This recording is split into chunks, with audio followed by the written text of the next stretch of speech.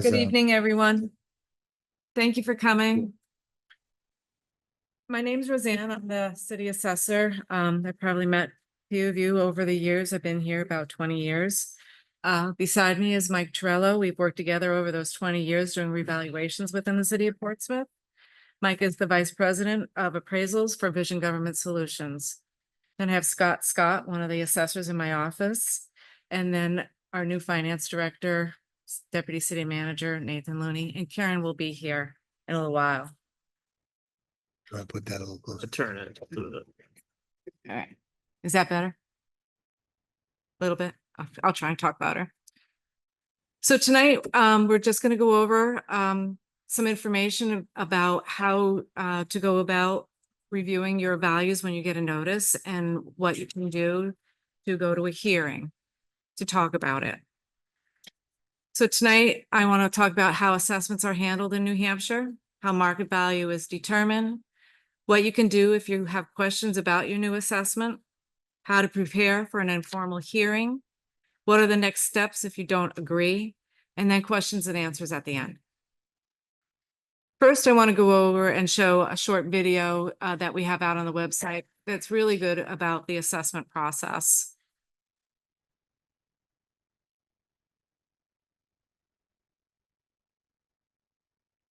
Building your online business? That's good. Go to Wix.com and set up. So there's a lot of misunderstanding about the role of assessors and how they affect the property tax that homeowners pay. When someone hears the term assessor, they seem to think of a scary figure reaching for their wallet. Not so. Assessors don't set tax rates. Assessors don't chase tax dollars. An assessor is interested in fairly determining property values, and they take great pride in it. Property tax is determined by a simple formula. Assessors only affect one of these variables, the value. And they do so with incredible accuracy. Assessors aren't tax collectors or even tax setters. They're just fellow taxpayers, and their primary goal is to make everything fair and equitable. Imagine that you're in a restaurant with two friends. One orders a hot dog, one orders a plate of caviar, and you order a steak.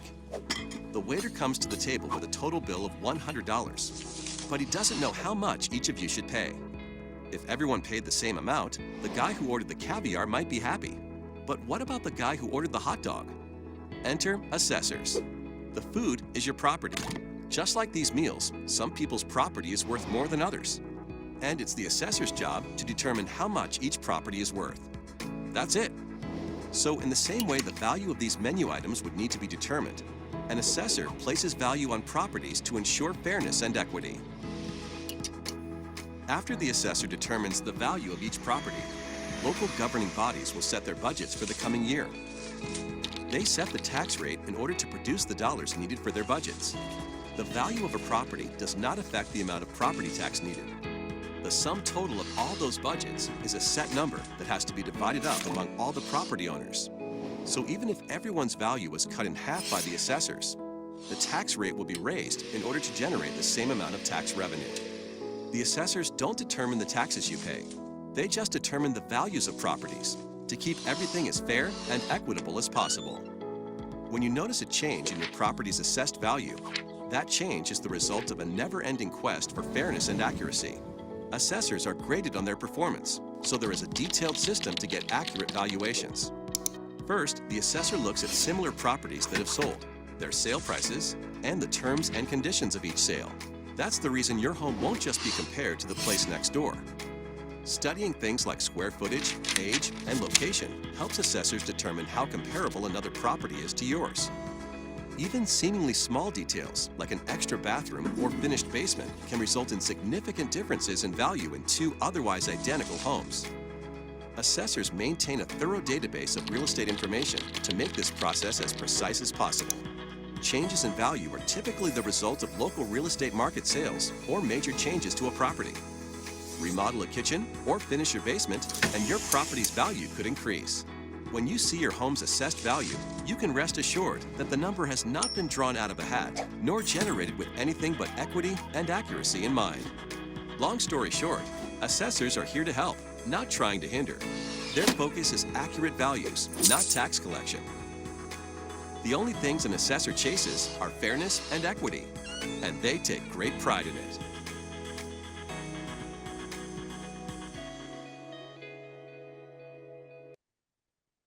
So that video is posted on the website, on the assessor's webpage, and it really goes over pretty well what our role is in the whole taxation and assessing process. I have put out a ton of information on the table outside the doors here, so please help yourself. If you have any questions on anything, just let me know. So how are assessments handled in New Hampshire? The Constitution and the state of New Hampshire require the property subject to a tax be based on a value at least once every 5 years. It's market value once every 5 years. Market value is the most probable sale price in a competitive and open market between a willing buyer and between a willing and knowledgeable buyer and a seller without any duress to either party. Mass appraisals are conducted to complete a revaluation of all property within a municipality to meet that legal requirement. So the timeline that we have right now is the value notices with preliminary assessments will be mailed to taxpayers by the end of September. So we're hoping the 3rd week of September that they go out. Informal hearings will start the last week of September and into the first 2 weeks of October.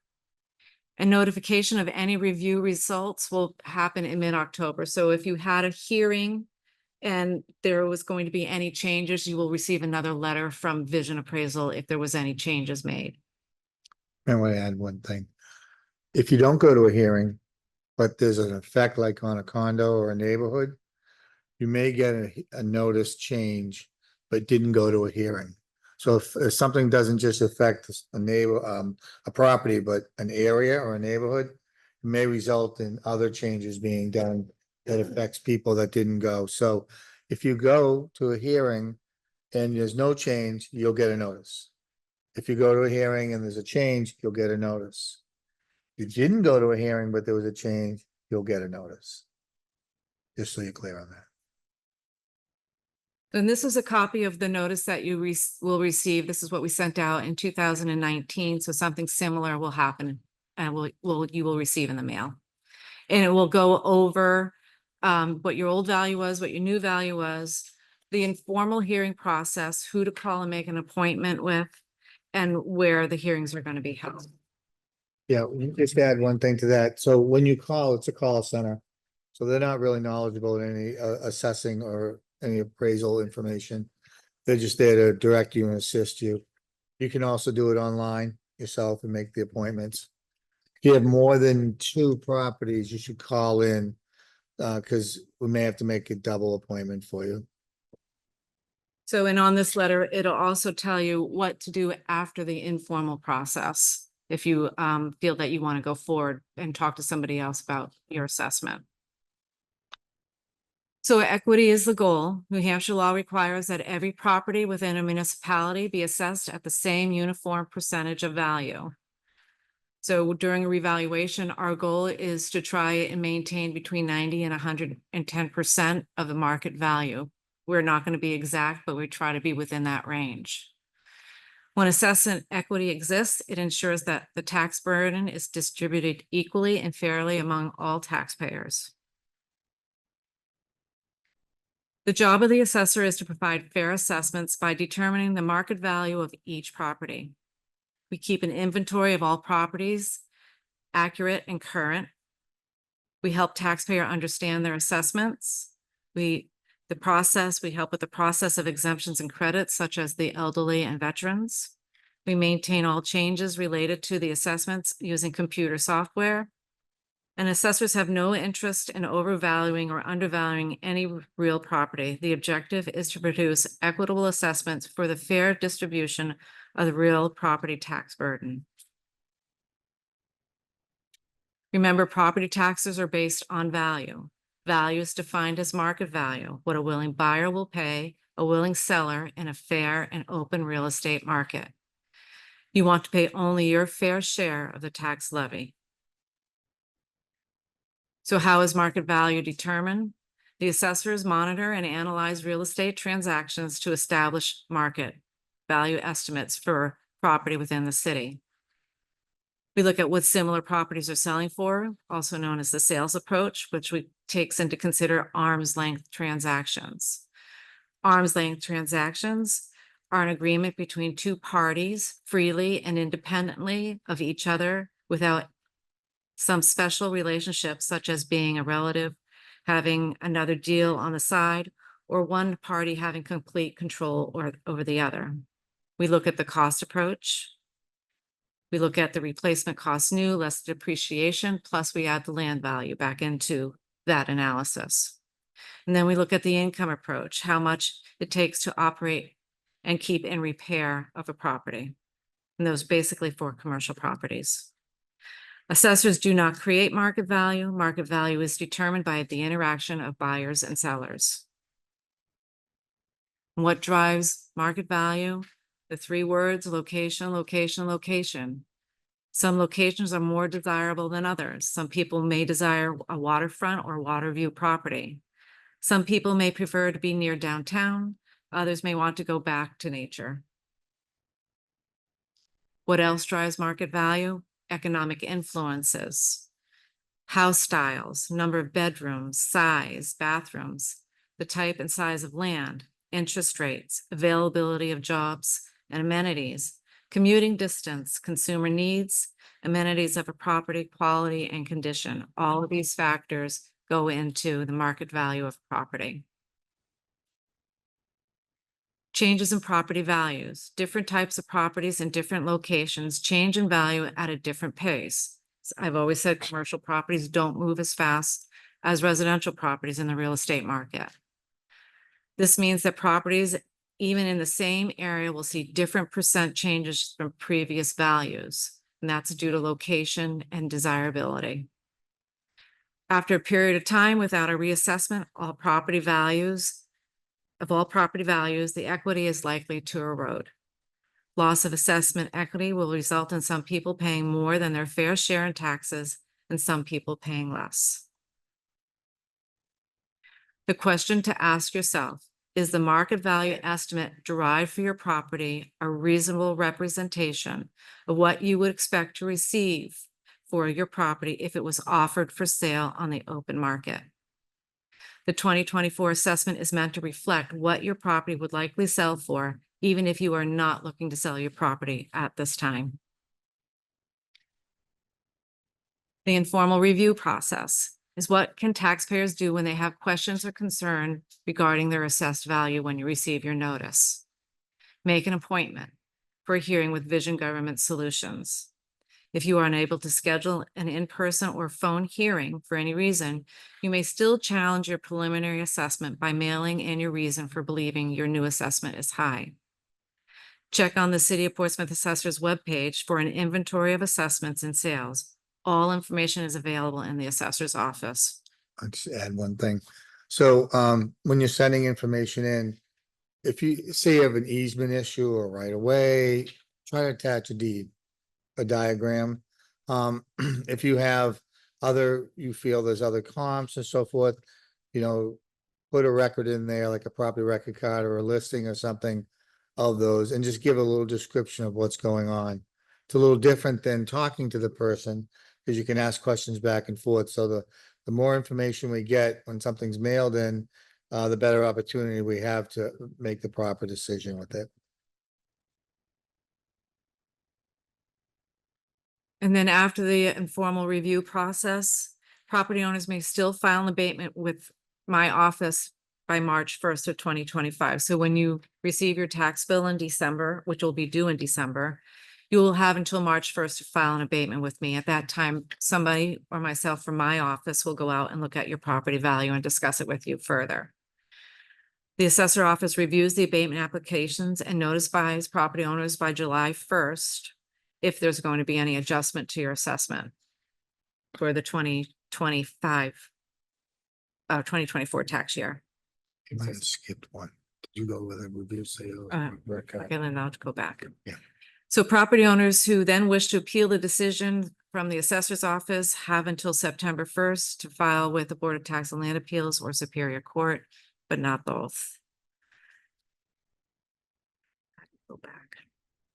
So I missed one page in the informal review process. So what you should bring when you challenge your value is review sales. You want to use comparable sales of homes similar in style, size, age, condition, and in the same neighborhoods or similar neighborhoods. Remember, they need to be arm's length transactions, qualified sales. Review your property record card. Make sure your property data matches what the assessors have. For instance, your square footage, your bedrooms, your bathrooms. Request an inspection. If information about your property is incorrect or you feel you have condition issues that affects value, allow an inspection. And somebody from my office, not Vision, will be going out and reviewing your property. So I'm gonna add a little bit there. So we will have at the hearing, some documents. We'll have a list of sales. Usually the best way for us to identify them is either by style, colonial, Cape, so forth, or by neighborhood, you know, which neighborhood you're in. So we'll have that and assist you after we usually start with the record card. Excuse me, just to make sure that the data is accurate. And then we'll look at sales and go over that with you. And then sometimes if you're identifying something that's interior, that's when we would need an inspection. Right, and so if you are going to have any changes made to your property record card that require an interior inspection, you will need to have an interior inspection. We just don't change it unless somebody has come out to view it. Yeah. So there's going to be, and there is right now, a lot of resources available on the assessor's webpage about the revaluation. There's going, we're in the process of developing a sales research tool where you'll be able to go in and type in an address and the sale will come up, or it'll list all the sales within a neighborhood. It'll be a lot easier than before where you just had a paper that you had to search through. Now it'll be interactive. Same with the old and new comparison. We're going to have an interactive database where you can just go and type somebody's name in or somebody's address and their assessment data will come up. You'll also be able to go on to Vision's webpage. The links are on the assessor's webpage, which will show the property record card and the field card. So you can get your new field card right online. You don't have to come to the assessor's office to get it. There's a lot of supporting documentation that's going to be out there.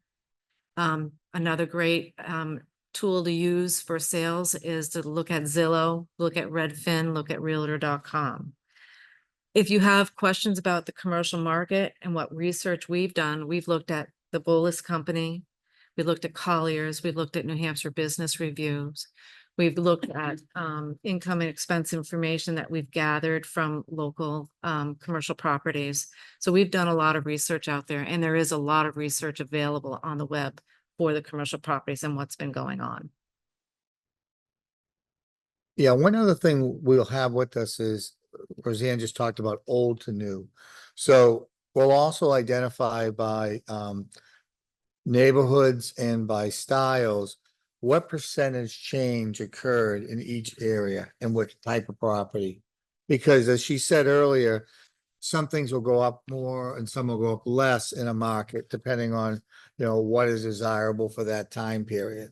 So we'll have that information too. So if you have a colonial and you went up a certain percentage, we'll be able to show you what the average percentage or median percentage was. So you'll have an idea of where you fall within that. That's usually a nice thing also to have available for you. So like Mike was saying, we'll have a lot of information about how much neighborhoods went up in comparison to one another, how much specific properties went up in comparison to one another. So you'll get an idea of what's going on in the surrounding area, which properties were more desirable in this market, which properties, I wouldn't say more desirable, but which locations had more of a desirability to buyers.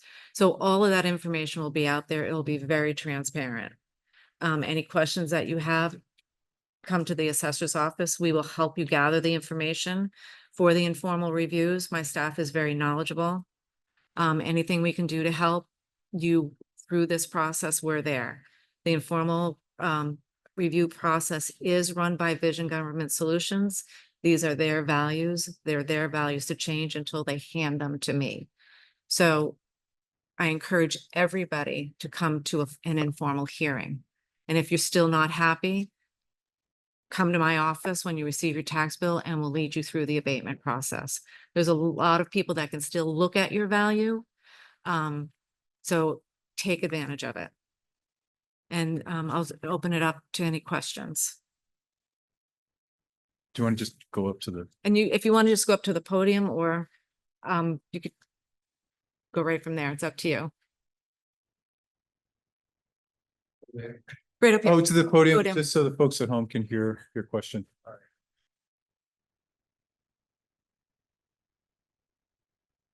You want any information? Should I just talk? You can just talk. Okay, the. When will we know, maybe this isn't your office, but when will we know the tax rate? Because this is very helpful, but it doesn't make any difference until we know the tax rate. So my plan is to have a preliminary tax rate once you receive your value notice. So we are going to have out on the website a calculator.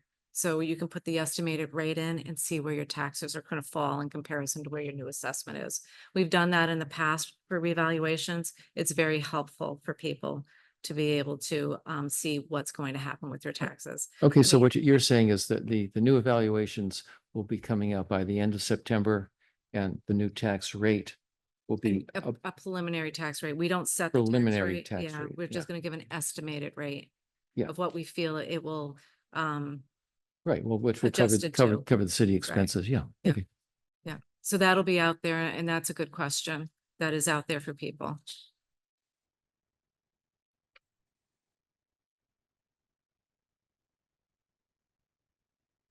Afternoon. Thank you for providing this. Can you specify a bit more in terms of the commercial percentage that's being taxed and also the rapid growth of commercial? Because city services are multiplied in order to serve those, and it seems that the tax burden and budget is based on the evaluation more so for residential than commercial. I believe it's 30% commercial, 70 residential, but I maybe stand corrected. Thank you. So that is going to change because of the revaluation. What that is, finally, I don't know yet.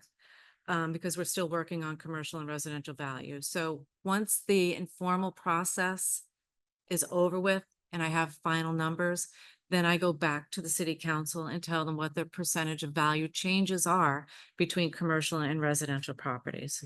We have had a lot of commercial growth in Portsmouth, but remember that commercial growth has a lot of residential on top of it. That's also come in with it. So we've had more residential growth than commercial growth in the city of Portsmouth. Okay, and then one more question in regard to the tax rate. No, excuse me, I'm all set. Thank you. Okay.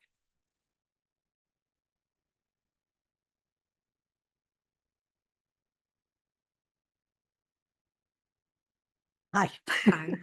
I'm Linda Barnaby and I live on Broad Street in Portsmouth. And I'm over 80 years old. And I read in the newspaper that there was a tax, I want to call it an abatement, but not quite as high a rate. There's If you were of old, or if you, I'm going to be 82 in October. So there's an exemption for elderly. It's There based- it's based on income and assets. Oh, it is. It is, but if you're elderly and you don't meet those requirements, there's also another statute where you can apply to the assessor's office and what it does is it allows you to forego paying your taxes, but it puts a lien on your property.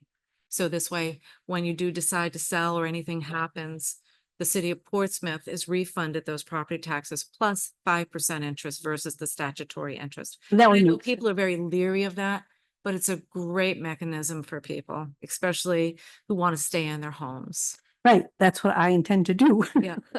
Like I So said, come in and talk about it. It's out on the website. I did put out on the table some information about property tax relief that's offered in the city of Portsmouth.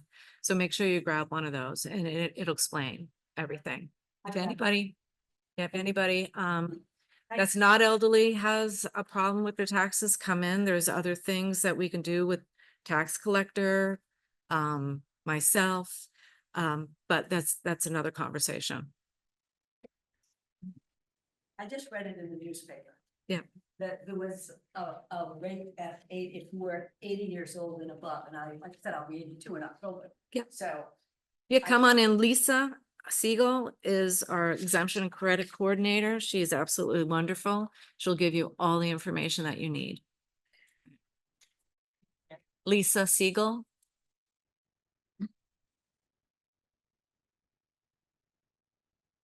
Hi. So mortgage rates have changed a lot in the last 2 years.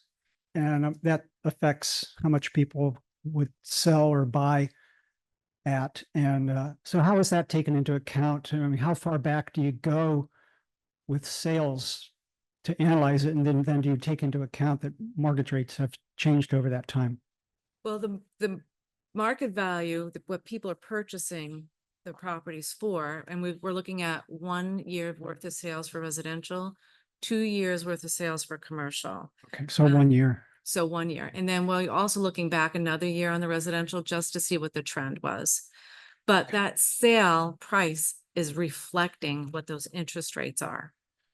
Yeah, it's just that a house that sold 2 years ago for some amount, well, it's going to sell for a different amount 2 years later for just inflation, but also because Right, mortgage so the rates are market's different. changing and that's what happens. The Yeah. market changes. So if you were assessed, I mean, if you purchased a home at a much lower interest rate 5 years ago, and today you purchased a home at a much higher interest rate, it's that today's market value Mhm. that we're shooting for, not the one from 5 years ago with that lower interest rate. It's the Okay. one with the higher interest rate, because that's the market today. Another question is, so you put all the information into a computer program and get an assessment out then from each So it's house? that easy? No. We have a model that we put in, and Mike can explain it a little better.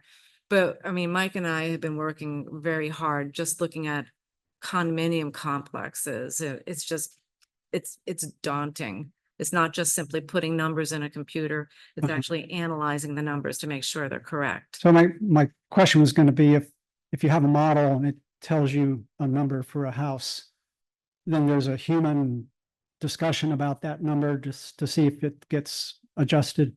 There's a discussion and a review. We review it. We review all the numbers to Okay. make sure that they make sense. So there's a lot of statistical analysis that goes in it. There's a lot of individual review by neighborhoods, individual review by properties. So we're really looking at those values, commercial and residential.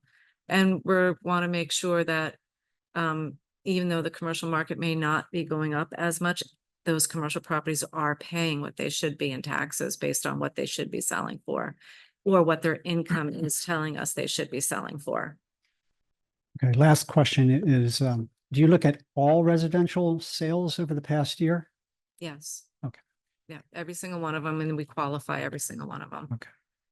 Thanks. Or unqualified. So, and you'll notice that sometimes you'll see, and I've had this over many revaluations, that there was a good sale. It was when it happened. But what's happened since the sale is a lot of renovations, so that assessment no longer reflects what it compared to when it sold. So those sales are no longer qualified sales. So you're going to see a lot of sales that have happened out there that say, well, this was a good sale, but now today in our assessing system, it's not, because we've changed that value based on renovations. So we can no longer get a ratio on that. Yeah. So I was talking earlier about different neighborhoods, Roseanne was too, and different styles of properties in the residential. There's condominiums, there's mobile homes, there's all these different things. But there's also the same situation in commercial, industrial, mixed use, apartments. Then within the commercials, there's office, there's industrial, there's service shops, there's restaurants, there's hotels. So they're all individual markets. Some of them will go up, some of them will go down.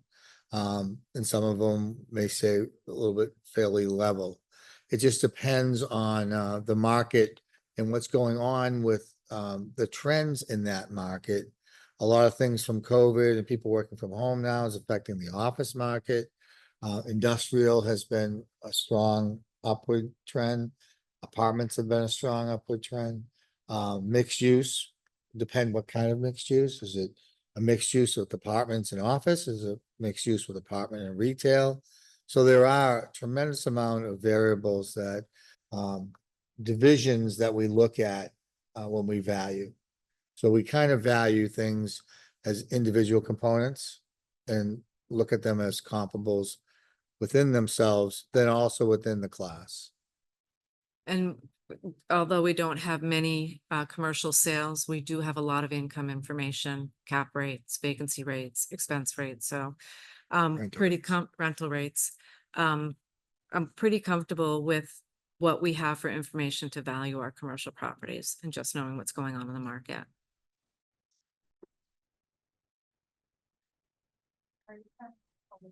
Okay. Can you turn the mic up? I think you should get to put that a little closer. Hi, thank you very much for having this hearing. Are you anticipating a significant increase in people's tax bills? I think that's what everybody's really worried about. What's your anticipation about the actual tax bill that people are going to get? Well, they have a standard saying a third go up, a third go down, a third stay the same.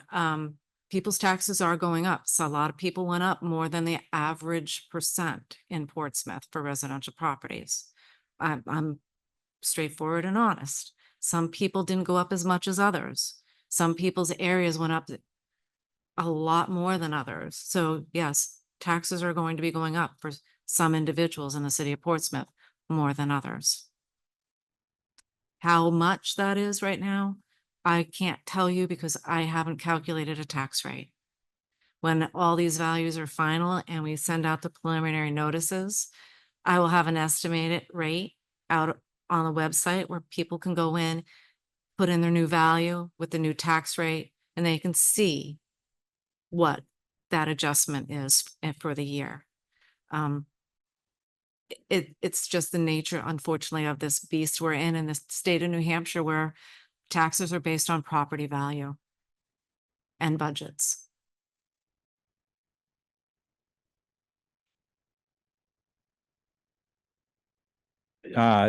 So a couple things, according to this blue sheet here, it says that the values are based on April 1st of 2024. Is that so? So if, as you're talking about, to look at a 12-month period of sales, you're going back 6 months from April 1st, because we all know that that property values have gained probably, it's 6 months down the road. So are we getting evaluated on the sales that are happening, in the summer or back in April? My second question is in regard to the larger properties, especially commercial. As we all know, the development in downtown Portsmouth and other areas has been prolific in the last few years. If the project has not been finished by the date of April 1st, then that is considered an NS, not subject to a tax thing, because a property was either sold and then has been renovated.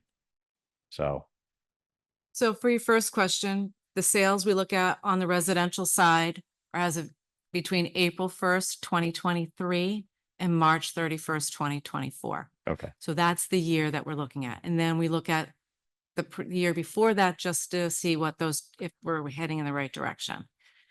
For commercial sales, because there's not many of them, we're looking at April 1st, 2022 to March 31st, 2024. Now, we also look at sales going forward to see where our assessments are falling. So I can already tell you the real estate market is still moving in Portsmouth. It's not sitting still, not flat. So for commercial properties or any other property, if you were not complete as of April 1st, we value your building based on what was there. In other words, its percentage of completion. If a foundation was there, we value the foundation. If the shell was there, we value the shell. So right up until all the interior fit up is done, we value it based on its percentage of completion as of that date, and that date's April 1st. So nobody does not pay any taxes because they're not complete. They pay a portion of the tax based on how complete they are April 1st. Okay. Okay, so I just wonder because, you know, as we all see it, there's massive renovations that are going on from sales that happened in, you know, in the last, say, 16 months.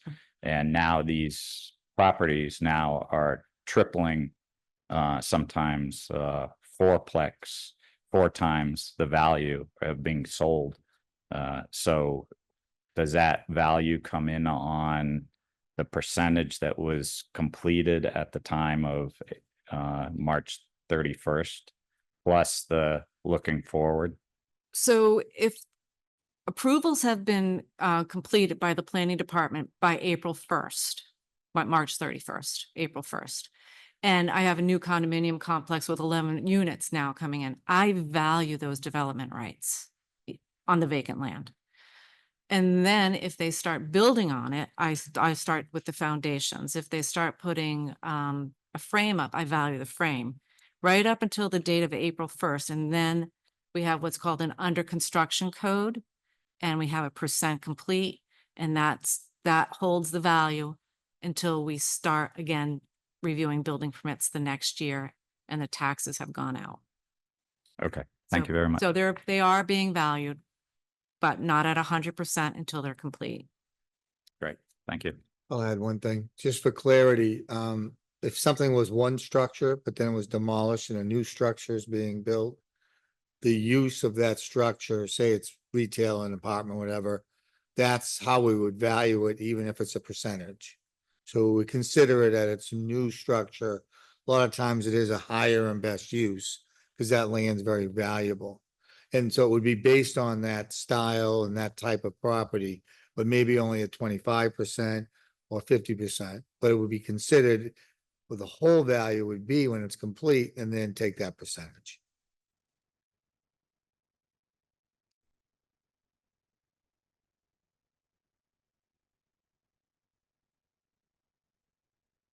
I appreciate the mayor being here, and I'm just wondering where the city council is in this process, because we can set a tax rate based on properties and assessments, but the city council sets the budget, and that's where our real tax bill comes from, isn't it? So I'm wondering, I don't know if the mayor's comfortable speaking to that, but I'm hoping the city council is looking at the issue here that people might be suffering from a huge increase, and maybe this is the year to have a streamlined budget. So appreciate the question. And this is Roseanne's work session. We have a work session tomorrow with the entire city council. I think there's a couple of councilors here. So 146 million is the budget last year. That gets divided among all property taxes. And so you're right, and Roseanne's right, that with the revaluation, the first one in 5 years, there's going to be differences in different communities, and that's going to be a bigger shock this year than it has been in years past. But ultimately, all of the decisions in terms of how much money we raise for the budget is a council decision.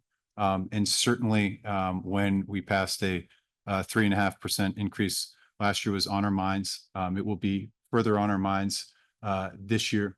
We added no employees last year. I expect that to carry forward again this year. But when we talk about commercial, half of the budget, nearly half of the operating budget is our school department. Commercial has a portion of students, because commercial, again, is any apartment that's 4 or greater is commercial apartments. But the trend so far has not been a lot of young families moving in to those, and our schools so far are lower than they have been population wise than in the years past. Unfortunately, it's not just one third grade class that up and left. And so, you can't, doesn't really matter if we have less kids in the school from a teacher standpoint, from a building standpoint. But those things are certainly noted. And so commercial should, from a services standpoint, given half of our, budget goes to education, should have an outweigh, but it hasn't paced with residential this year. Intensely aware of this, and it's the biggest job that we have. And, while you certainly don't look like you qualify for any of the exemptions, we have made it a point to make sure that we've increased those leading anywhere in the state. And Roseanne has led that voraciously to make sure that we proactively reduce where we can the burden on those that qualify. And I think is it 67? What is the percent? Is it 67,000 for an individual, and for married, it's slightly more of the senior and disabled tax exemptions. We saw it literally on Tuesday and we forgot it. But being able to qualify for that, and I guess I didn't expect or want to speak, but Roseanne is, okay, so 54,000 and 70,000. 54,000 for a single person, 70,000 for a married, with assets up to 500,000. Recognizing that some people have pensions and defined pension plans, some people have 401ks, and that shouldn't be counted against them when qualifying for those discounts or those reductions. And I would just, while I have the mic and the floor, Roseanne's office is trying to be fair, and sometimes that doesn't feel so. But she's really trying, and Scott here as well, trying to be fair. There's a human on her side of the door that is looking to have a conversation with everyone, and she is looking to get to the fairest assessment that we can, understanding that some properties have gone up, and if that's the case and you can't pay, there are ways. She's defined, it does seem scary to have a lien. But there are ways that her team is going to help work through those. And so the biggest thing I can say is that there's a team that is focused on making sure this is done fairly, and is a human. It's not just a calculation that's there.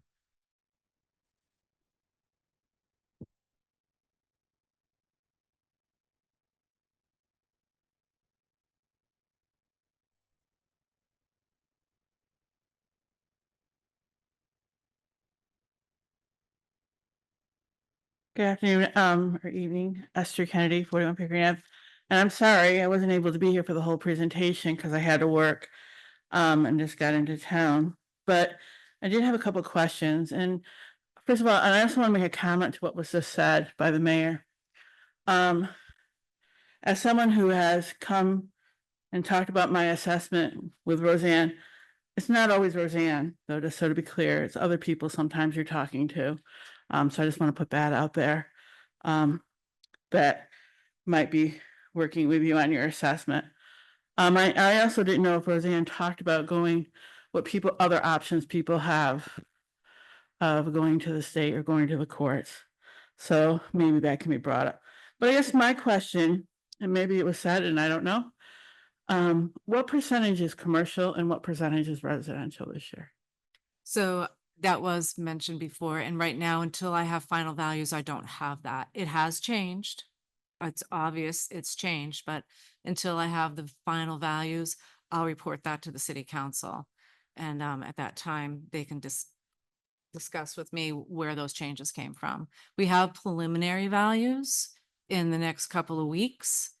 I might have at that point feel comfortable with giving a number, but remember, I don't have utility values. They don't come until sometime the end of October from the Department of Revenue. So that plays into the commercial component of it.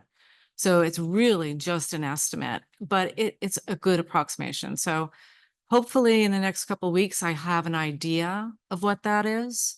But I won't have a final until all this informal hearings are over. So I think that's important. During my time on council, going through this a couple times, I found that one year the commercial was down as low as 42% of the whole amount. In most recent times, it seems to be getting a little closer. So I think so people can understand the whole process, they really need to know that formula. to know what is going to be responsibility of the homeowners and what's the responsibility of the commercial of the total budget. So I hope that we can get that sooner rather than later, but I understand your predicament Mhm. and your dilemma. And I guess I heard last night and I got 2 calls this morning about that we could put a lien against your house. And that was very scary to people. And I don't know if there's some other options out there, but as a city, we could be proactive and kind of getting people either information or some ideas. I don't know if there's federal programs or state programs, but to say, well, we could put a lien on your house as a long-term lien, that's pretty scary. So I don't know if there's some other things that we could look into as a city to educate not only ourselves, but to educate others. Thank you.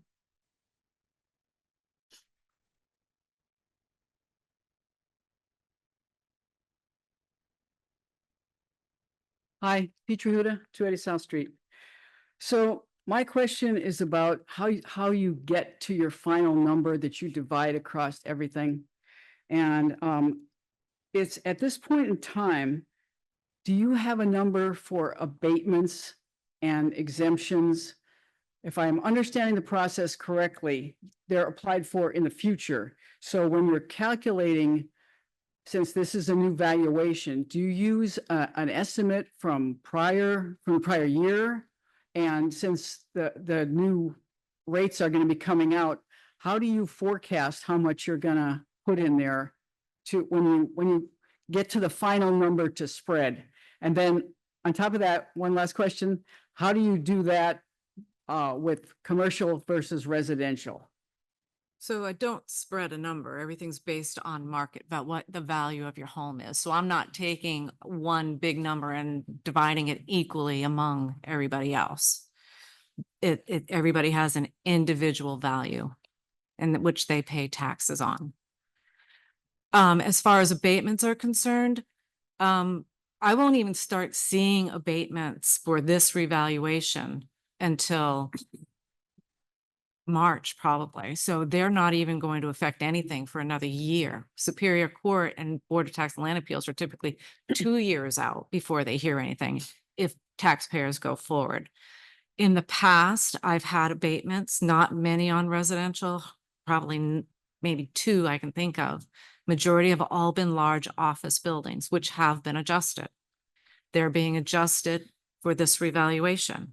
But remember, even when those office buildings requested an abatement, it was based on a percentage of value as of April 1st in which the city was at. So according to the Department of Revenue Administration for last year, our assessment ratio was 64% of market value. So the goal, no matter what, in an abatement is to estimate that market value and adjust it for where the overall assessment ratio is. That's how we handle abatements on commercial and residential properties. So is it fair to say that commercial abatements line up with commercial value and it's decreased that way? And then the same with residential? My question is, it's not mixed and commercial doesn't come over and affect the residential ending value. No. That's correct. The state of New Hampshire doesn't have a separation of a ratio for commercial or a ratio for residential. It's one and the same, doesn't matter, even though the residential heavily influence that ratio because there's not many commercial sales. So that's why we get a lot of tax reps in here that play the ratio game on our commercial properties and file for abatements based on where our residential ratio is. Because as we've seen, our residential property moves faster than the commercial. Commercial can stay at 80% for 2 years and the residential can drop to 60% within those 2 years. I'll get tax rep filing because they know they can get 20% back from the city because of that ratio changing. Wow. It's a game. Well, thank you for explaining that. Yeah. Good job.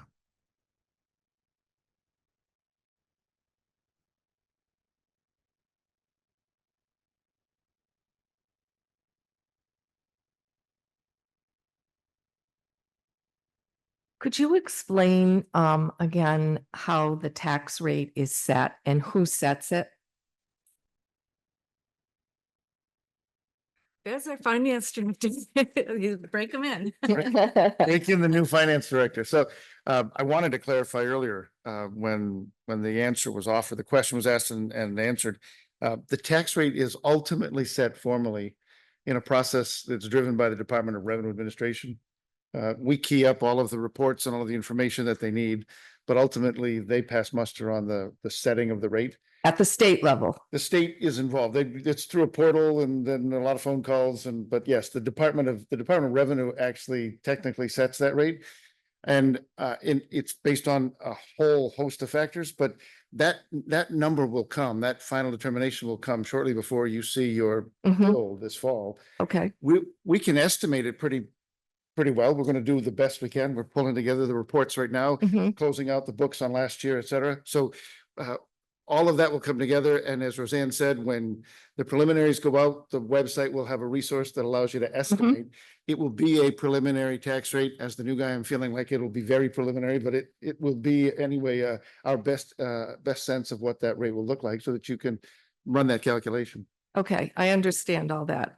I guess what I'd like to know is what does the process look like at the state level? Do they have, let's just talk about Portsmouth. Do they do it individually for each individual town? Do they say, okay, Portsmouth's budget is $146 million and we need to figure out how they're going to get that money?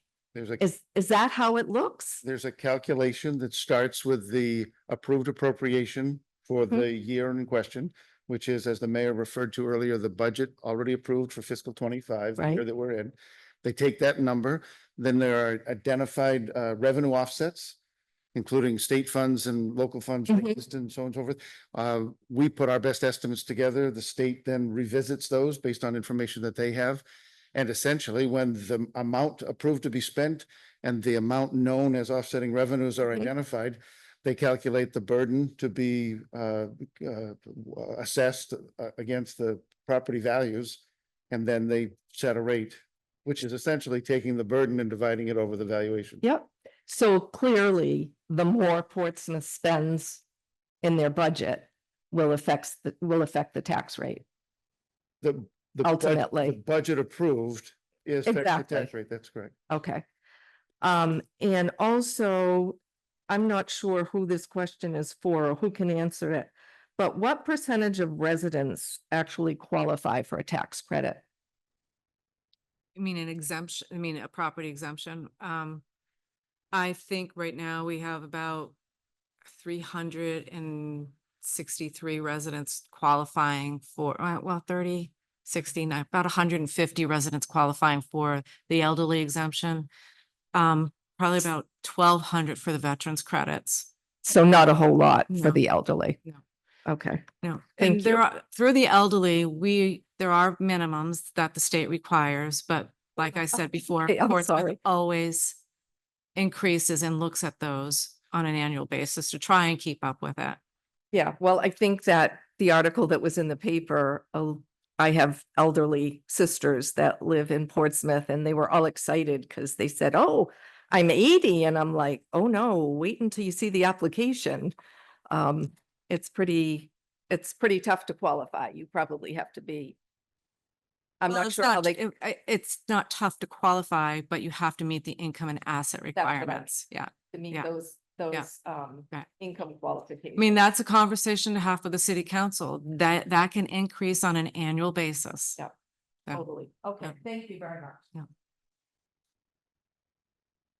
Do you want to mention you were having a work session tomorrow night? Do you want to Yeah. speak to what we're going to talk about? Yeah, tomorrow night, we are having a council work session, which is going to go over some more details about the revaluation as far as percent increases, neighborhood changes, things like that. So if you want some more information, listen in on that work session also tomorrow. There's also going to be questions and answers at the end of that work session also.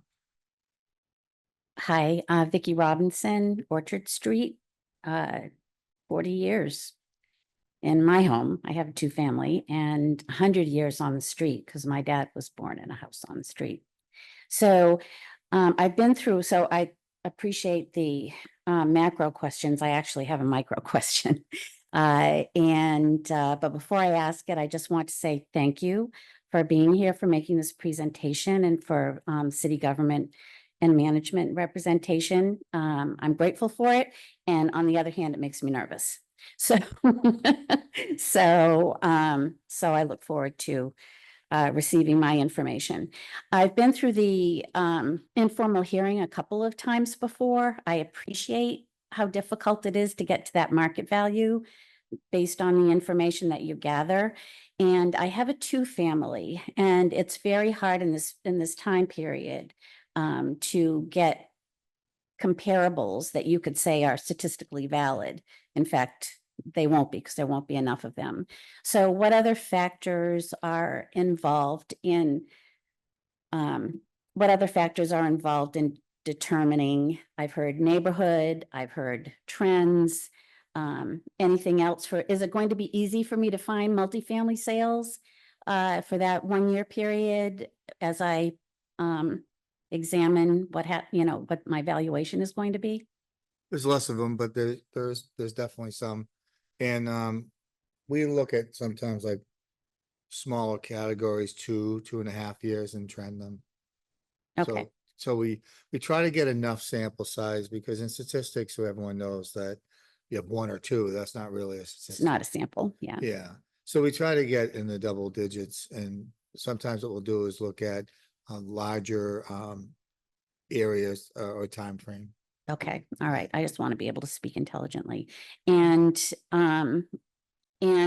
so I heard you say that it's going to be easier to find the data in that period. So am I going to be able to actually look up other sales that occurred in my specific category? Yeah, I'm hoping tomorrow, it's available during the city council work session to show what that looks like out on the website. I developed it. I have somebody reviewing it to make sure that it's working properly. Okay. But you should be able to just type in an address on a street, see what comes up for sales on the street. You should be able to put a neighborhood in, see what was for sale in the neighborhood, what type of property it was, whether it was a two-family, whether it was single family. So I'm trying to get it a little easier versus just looking at a list of properties. Yeah. It can be difficult. Yeah, and- that's been and a my very challenge in the small past. font. Okay. So I'm trying to make another really good website that I like to use when I'm reviewing sales is Redfin. Because Redfin, you type it in, you type the type of property in, and it comes up with a list right at the bottom of all the sales that occurred for that type of property. Okay. Redfin's the only one that does that. Okay. All right, great. Thanks again. You're welcome.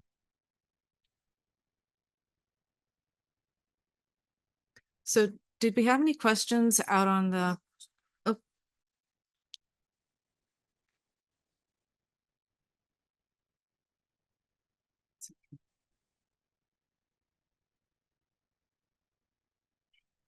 I'm doing this primarily because I have a question. A couple of years ago, my husband passed in 2020. So it's me now. My Social Security, $2,213.20 a month. That's what I get. I have a mortgage. Still, I pay them $1,250 a month. Do the math. A couple of years ago, I came in and made application for some help. A little lower something on my taxes. I was told that I have too many assets. Nobody ever told me what those assets were that disqualified me from getting a reduction. Conceivably, it could be because both my husband and I worked and had 401ks that we turned into IRAs when we retired. Along about the time that we became 71 and a half, Uncle Sam said, ooh, we want a portion of that because you're not paying any taxes on that 401k. So when my husband passed in 2020, I inherited his 401k or his IRA. So now Uncle Sam wants a portion of both of these IRAs. So I get that. Don't want it. And I have to take it because Uncle Sam said I would. So what were the assets that disqualified me for getting a better rate on my taxes? Nobody ever told me. All I was told is you have too many assets. I have my car, I had his truck, I had the money I get from both IRAs, and my little over $2,000 Social Security. So who can tell me what assets I had? I don't even own my house. I have a mortgage. And I'm the only house on the street without a garage, so I can't possibly be assessed at the same rate.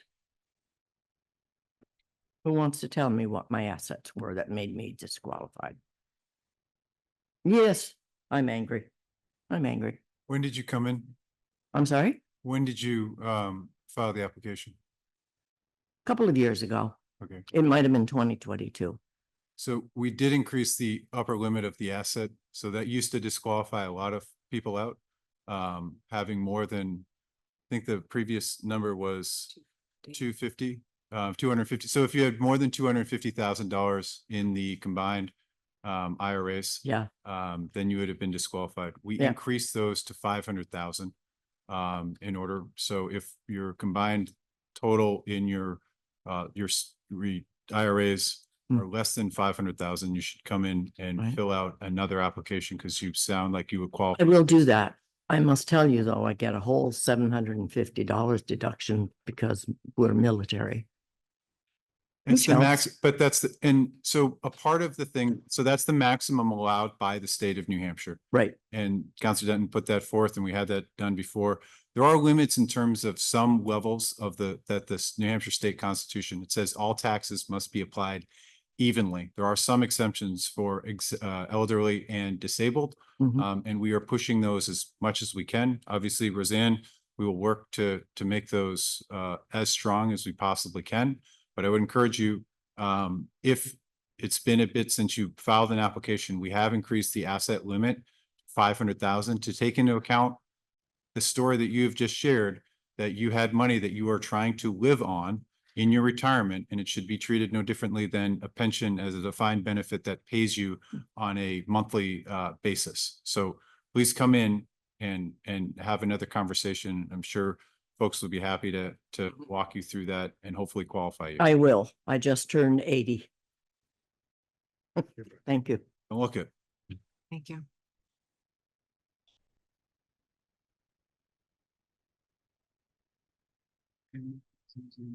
No answer.